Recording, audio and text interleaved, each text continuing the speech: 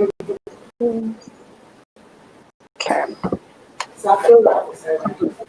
On Instagram and Facebook.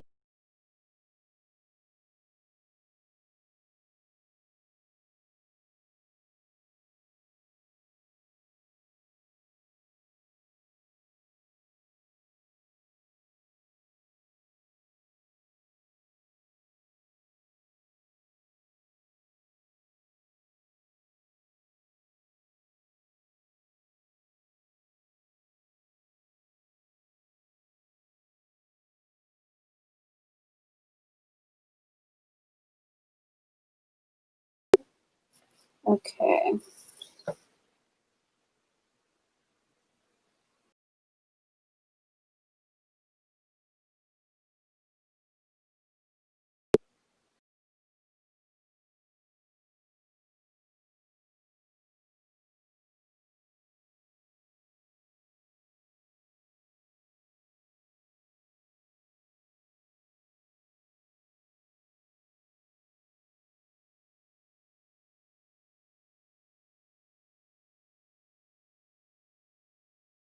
I know.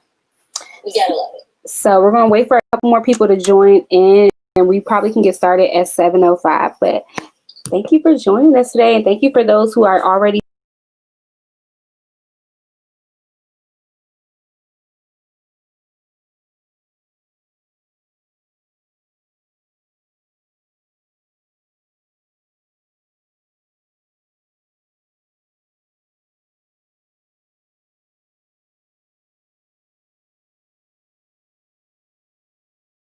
And sit there and drink.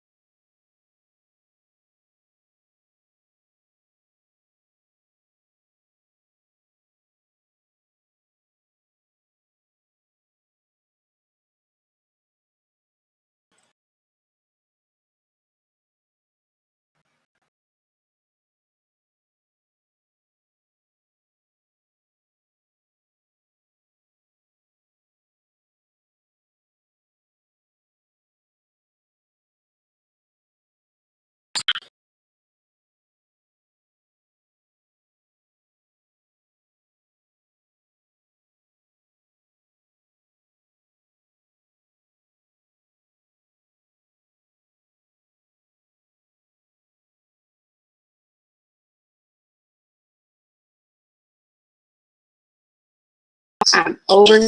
Yes, I love. Right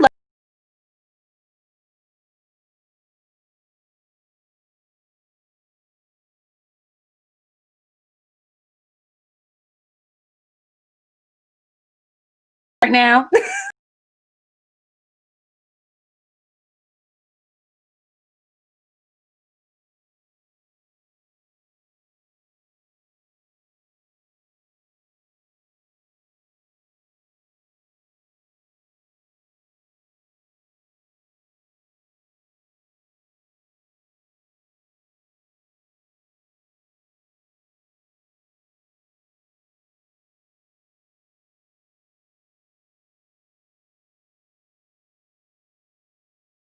Doing. All my little cousins join. Hey, Naja. Hey, y'all. Hey, Desiree. Oh. All right. So we got some people in, and I don't want to take up too much of your time because we only got an hour. So I want to go ahead and get started. So today's She Equals to Change Live. We call She Sexual Health and Everything She, which is also short for that. And basically, sexual health and everything, our mission is basically to decrease conversation surrounding stigma surrounding HIV, other STIs, and also just sexual health in general. And She Equals to Change basically acknowledges that sexual health crosses so many other topics, such as we recently had a session on COVID-19 and dating. We also had a session on libido and what foods that you can eat. Also, we just recently had a session on sex with Shani, and we talked about experiencing pleasure and why that's important in different ways you can incorporate that and whatnot. So Desiree said we're going in and out.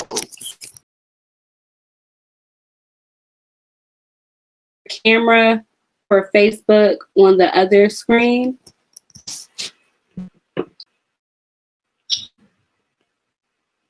On your Facebook screen. Camera piece. No. I think I just fixed it. Oh, perfect. Oh, I forgot. It's a little delay. Yeah.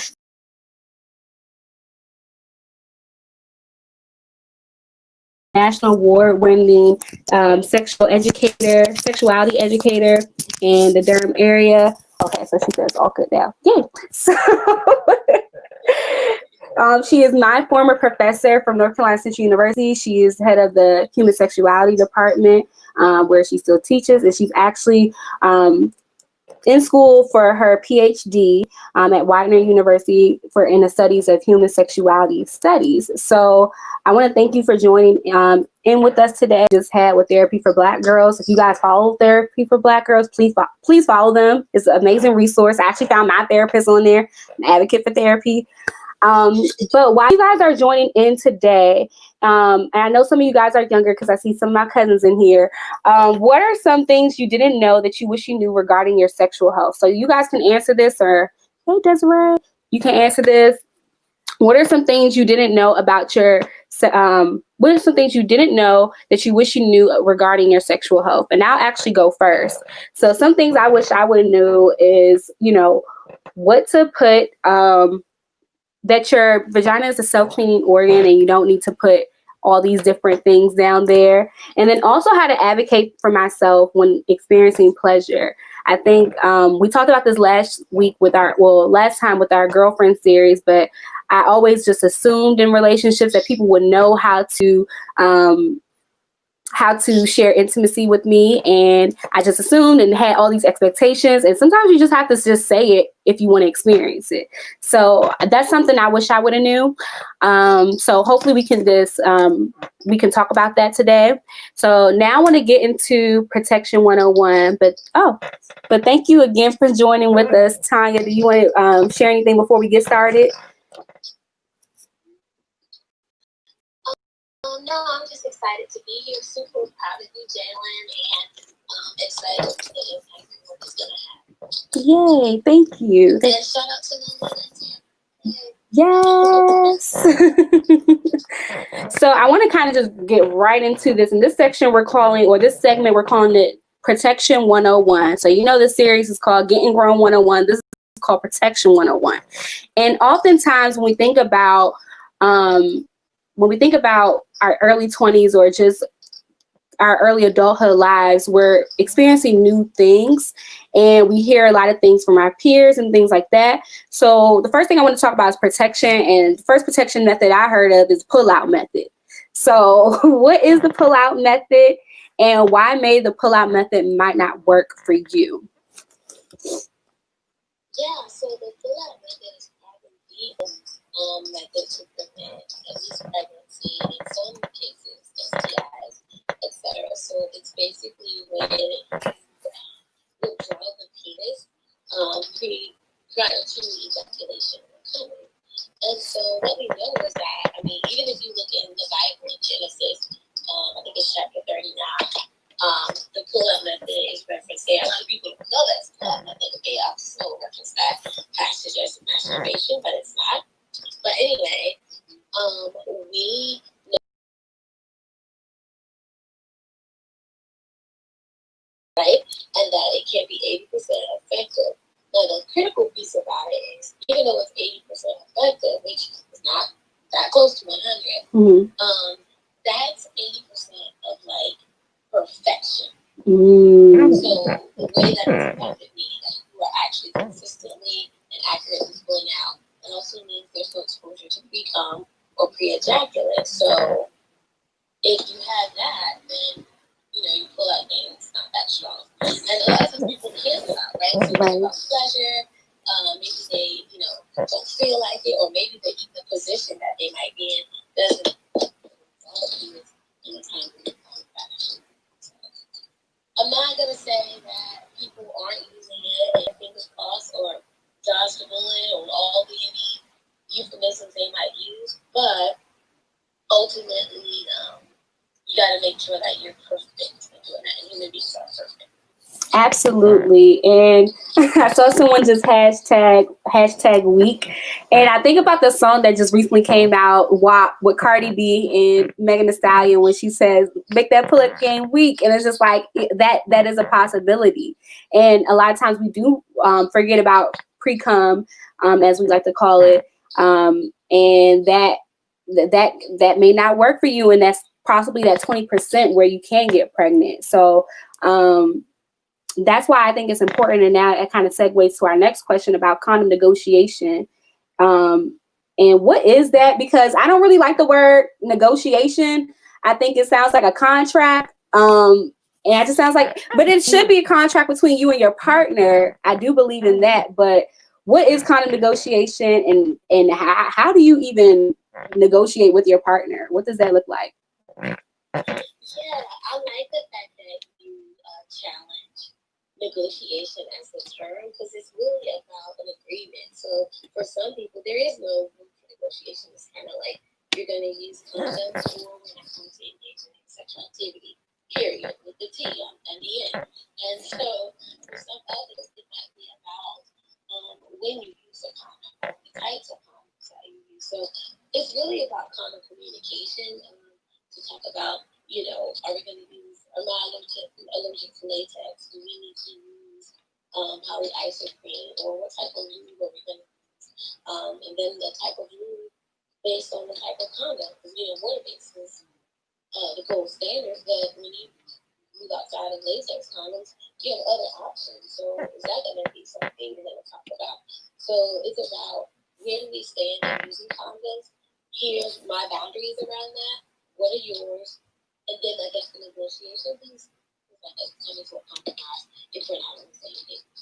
Absolutely. And I like that you talked about preference, because a lot of times we may get to a situation where we intend for the man to have, ideally, in hetero situations where the man will have the condom and then it may not be the right size for that individual, or we don't even assess if that's the right condom for the person that they're using it with, like you said, with the latex free. So I think it is important to assess that before you meet the partner. I mean, before you engage in sex with the partner. Especially.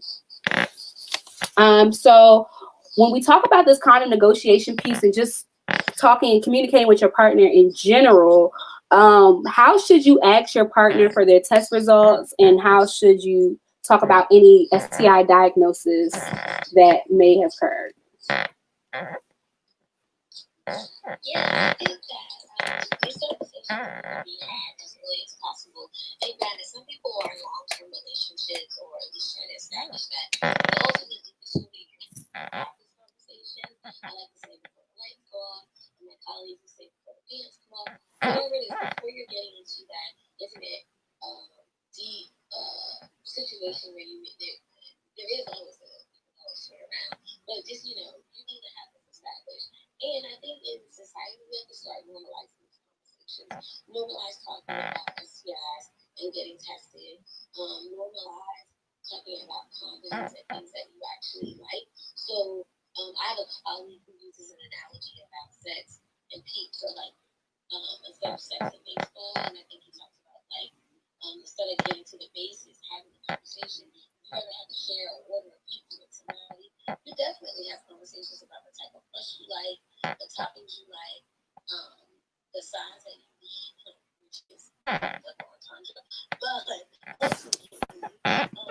if we could take this same approach with our partners around sex and put as much detail and focus as we would into what's pizza and normalize that conversation, then I think we would have better rates and or decreasing the rates of STIs.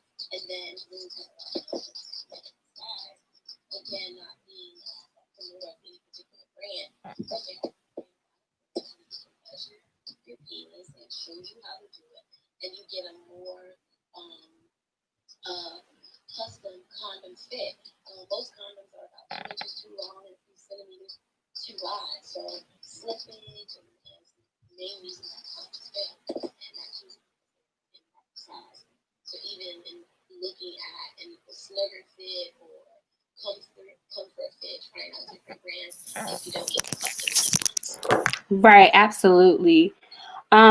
Sydney just asked if you can talk a little bit more into your Facebook mic. I'm not sure which one, or I guess maybe have it a little closer because you say you were a little low. I'm not sure which one. But other than that, you're fine. But I love that you talked about different condoms that tailor towards different individuals, because a lot of times we see in the media that, you know, this is the end all be all condom, and that's not usually the case for most individuals. So I think it's important that we know those resources and we know that they're available as well. So, and then also, you know, when we talk about advocating in the bedroom, I also want to talk about consent, because a lot of times when we think about, again, with the media, I always reference the media, but the media is what drives everyone to have these conversations. I think about the Twitter debates I see on a daily basis. And I want to say this is pretty recent, and recent meaning like 2013 when I was in college. I remember seeing, you know, all these different influencers or actors and whatnot. They were arrested for or accused of sexually assaulting women and things like that. So now we have this big conversation around consent, and you know, I want to talk about that a little bit more, because we don't talk enough about stealthing, which is taking the condom off in the middle of sex without the person's knowledge. And then also we don't talk enough about, okay, well, what if you're in that situation where there's blurred lines? So can we talk about consent and what does that look like, you know, if you're attending a party and things like that?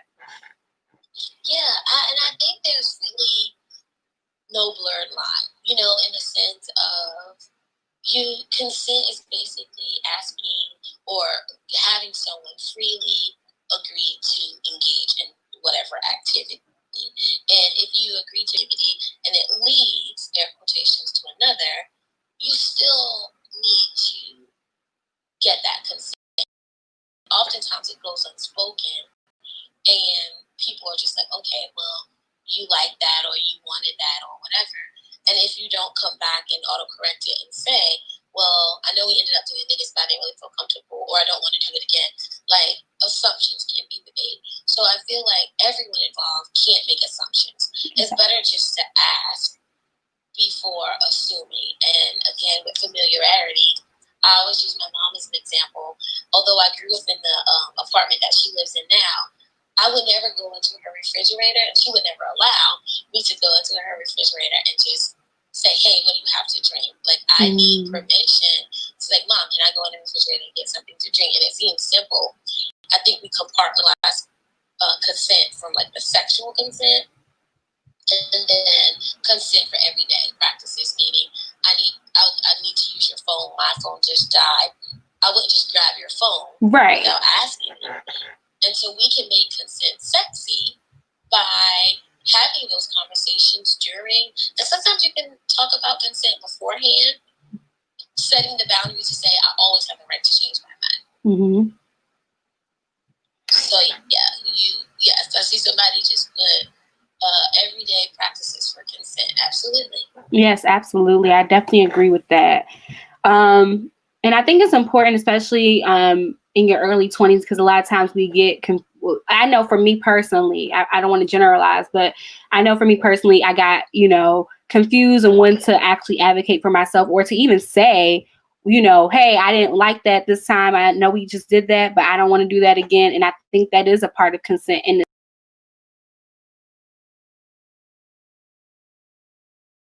I think that is important. Now I want to go into our next segment, which is called online versus in person. So some of my cousins, they're in college. Some of them are online right now, and then next semester they'll be in person. And then we have some people who are already on campus doing the whole traditional college experience. So this is why we call it that section. This is why we call it that segment, and we kind of want to tailor to that. And now I want to get into like sexting, because during COVID-19, people are meeting online first. And I just want to kind of talk about how to navigate through sexting and how should we navigate safely online with meeting people.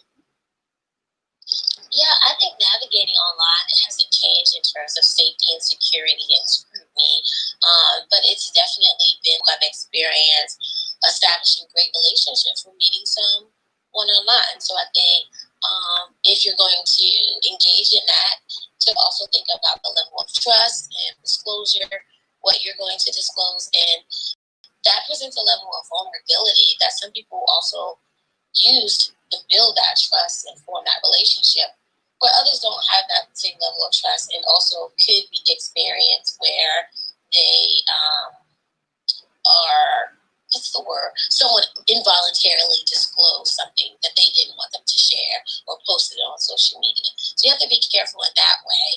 And then you have to be careful in knowing kind of like what sites you're actually going on. And, like some of them are more tried and true, although anybody can probably be catfish because just as we were signing on live, someone followed me with a hacked account from one of my family members, right? Like it was just a whole new account with their profile picture. So you just have to be careful. But then if you're going to meet in person at some point, especially with COVID, you definitely want to practice the same measures around cleanliness and hygiene, washing hands, wearing the mask.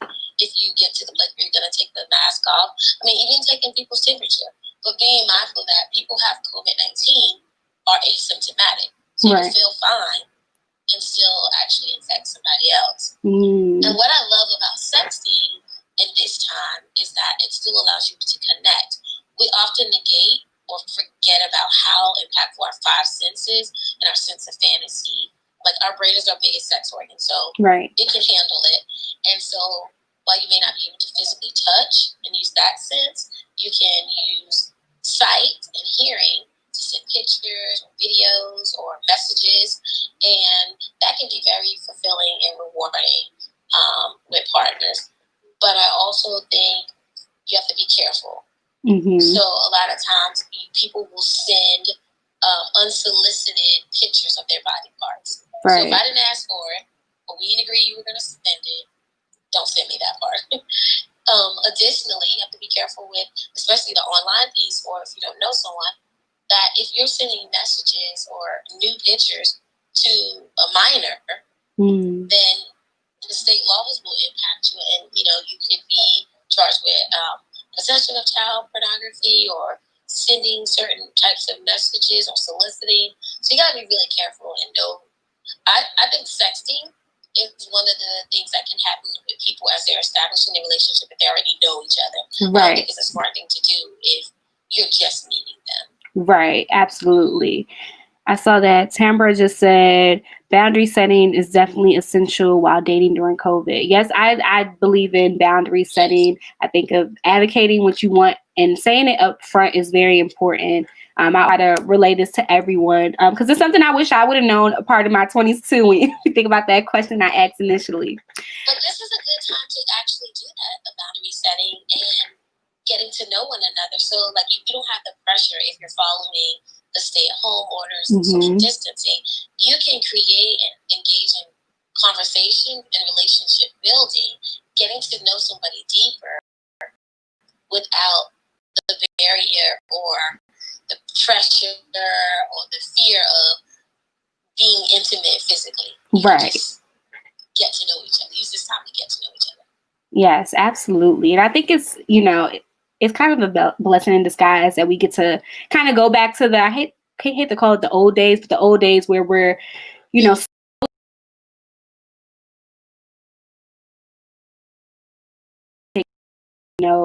to know one another. So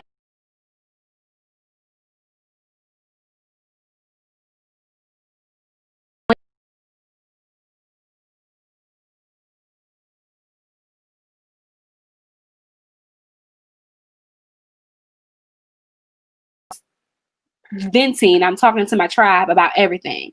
So, and that's just in life in general. So I want to talk about peer pressure and having how to navigate through that through peer pressure and social norms. And yeah, I just want you to speak to that just a little bit.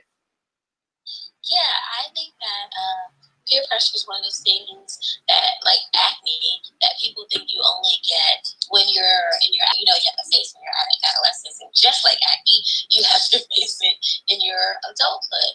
And so when I think of peer pressure, I think of it usually in a negative connotation, like they're pressuring you to do something that you don't want to do, you're not sure of, and you're relying on the social norms and standards of others to enforce your decision to do or not do. And then I think about influence, because it's still like an influence, is that, your peers, based on what they do without even telling you, if folks are drinking, no one's ever offered you a drink, but because you see them drinking, the influence is potentially that you're like, well, I'm going to drink too. Nobody asked you. And so influence can happen that way. It could also happen on the positive side as well. It's like if everyone in your tribe or your squad is practicing safer sex, using condoms, or drinking more water, or even doing yoga, like if you take it out of the sex realm, you're more likely to drink more water, practice yoga, or use condoms, especially if we're talking about it. And the only way you're going to know if we're doing it is because we're dialoguing about it. Right. So I think your peers also impact like the relationship. So if people aren't observing what's happening to you and how you're reacting and what you're saying, we all have opinions, but you might be able to offer that you're seeing some things that are negative, or you're not experiencing joy or pleasure, and have those conversations. Or you can emulate that relationship. So I think the peer thing crosses all levels, because it can be something we need, us having our tribe peer support, or having a pull on us, which could be the peer influence, right? And then the pressure could be that unease of somebody forcing you to do forcing it, strongly influencing you to do something. Absolutely. I saw that Imani just wrote peer pressure in adulthood definitely has come from social media. And I can agree with that. We even have influencers, which are full-time, I wouldn't say marketing, but sales associates, in a sense, where they influence you to buy certain things. Like I can tell you through this whole pandemic, all the things I bought because I've been influences to purchase them. So even when we speak to that, I think that is also, I guess, the pressure that we may feel. And then also when I think of peer pressure, I even think about the things we see in media, where we see relationships on social media, and we think that, oh, this is how a relationship is supposed to navigate, and this is how it's supposed to go. I always see it in the Twitter conversations between, I want to point out specifically, recently, I think we saw like Ari and Moneybag with the gifts exchange on social media. And a lot of people are now, having that conversation about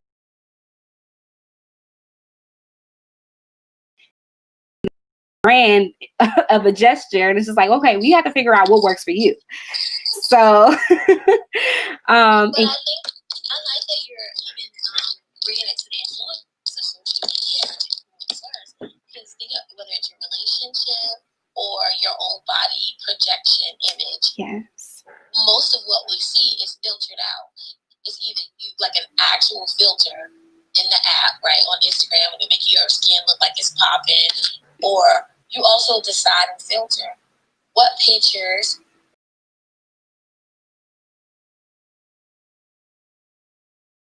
you and your partner are unhappy with one another or whatever. So you literally filter out what you want to project. And so we have to remember that as well. So now we talked about peer pressure and influence. What about peer support, and how do you seek it?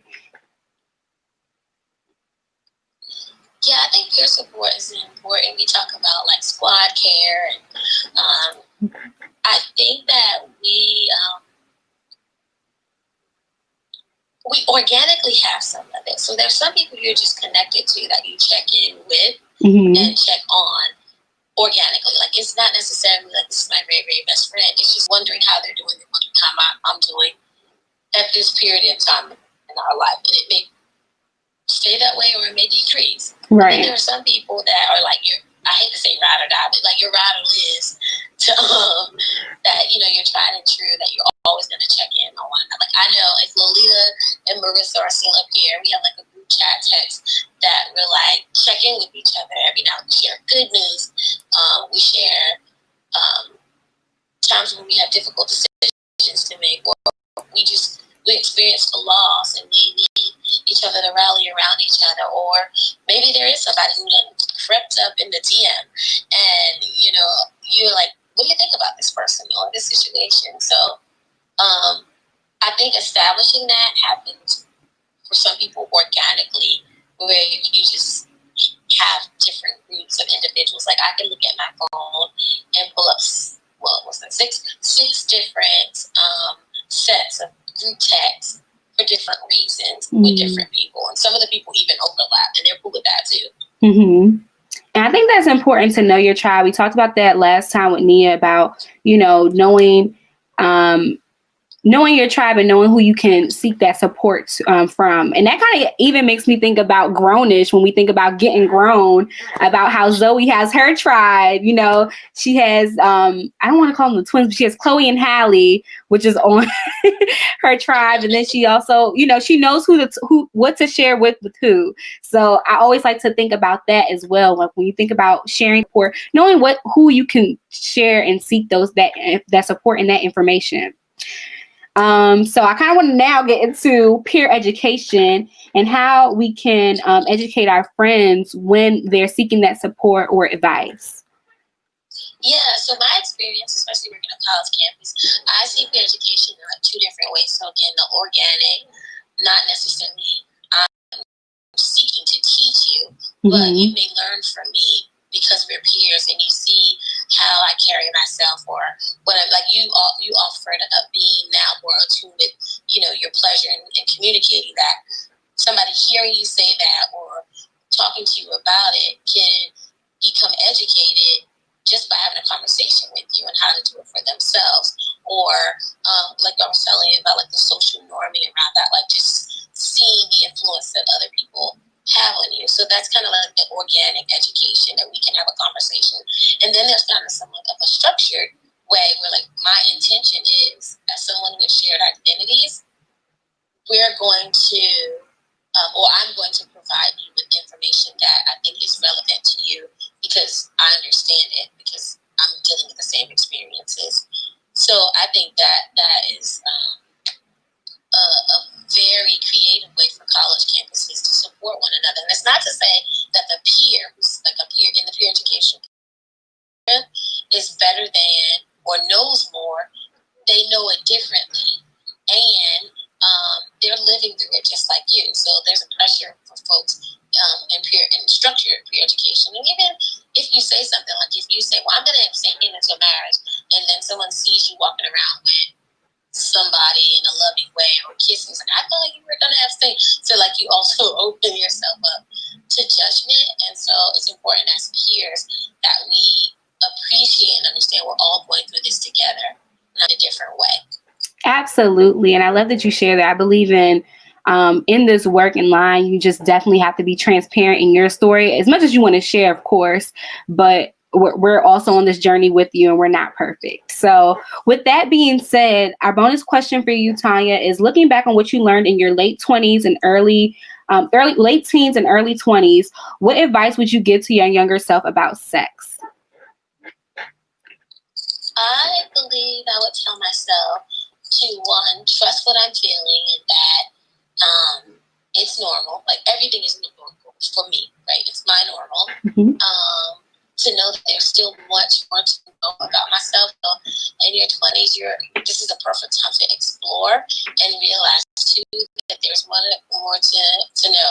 So like, reflect. I would tell myself to reflect back on where I was maybe 7 years ago, or 10 years ago. Well, 10 may not be good, but maybe 7 years ago, 5 years ago, to realize that to see what type of person I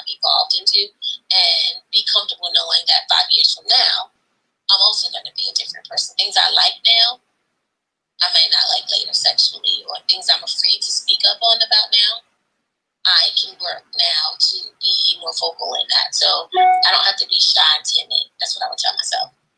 Love that. I love that. And if you guys want to share in the comments, what are some things, looking back, what you learned in yours, what advice would you give yourself? I want to open this up to the audience as well.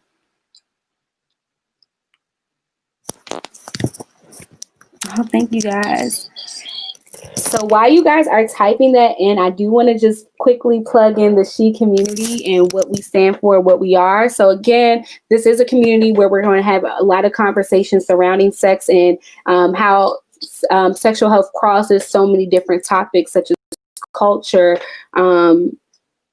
our justice system, when we think about infant mortality, our bodies, how we feel about ourselves, autonomy, and just so many more things that we have in store for you guys. But we also want to let you know that when you join the She community, which is free, you get different perks. So you get some education outside of this, and you also get a mask. We have this shirt that I have on today. We have a lanyard. It is getting cold outside.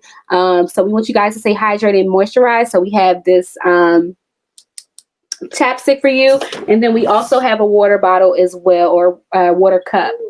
So if you join the community, these things will be shipped out to you as soon as possible. We want you guys to stay tapped in to what we're discussing because we want to normalize having conversations surrounding sex. A lot of times, even working in this field, and I can be transparent, a lot of people think, okay, well, what's going on? You know, you got something going on with you? I'm just like, no, I think this is something, that needs to be shared to our communities when we look at, especially in the DMV area. And I can even say in the college campus, we see a high incidence among Black women, and it is a need in our community. So we need to have more advocates sharing this. And so I see that some people wrote in, and I just want to read those out. So Miss Miss Mary Mack said, trust my instincts and to love myself first. Love that. Antoinette just wrote to be open. Ooh, dropping my pad. So to be open to hear others' experience journeys regard to sexuality. As preacher's kid, I was so judgmental during those days and years. Oh yes, I love that. India just said be particular. Slippery when wet. Oh, that's an interesting way to write it. Communicate prior to sex. See what's up. And if the potential partners are compatible before getting busy. Yes, I love that.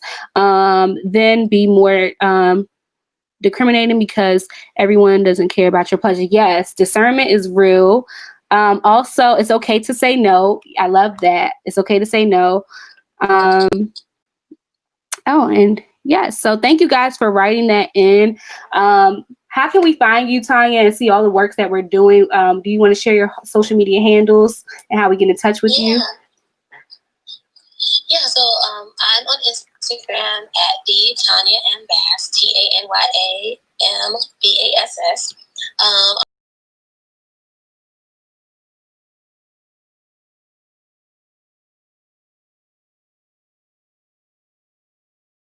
I have, but I know we were talking about resources. Yes. So, of course, you mentioned therapy for Black girls. Definitely fave. Listen to episode 174. I was up there.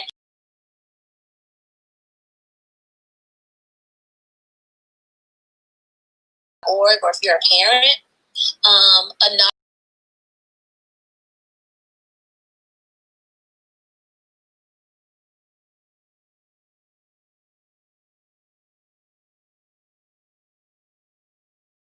just getting out of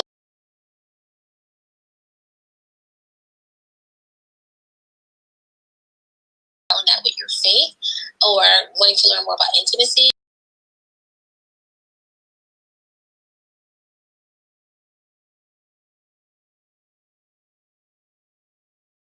Of dopamine, you can listen to that as well. I think I covered a few of them, so I just want to give a shout out to my colleagues, and again to you, Jalynn,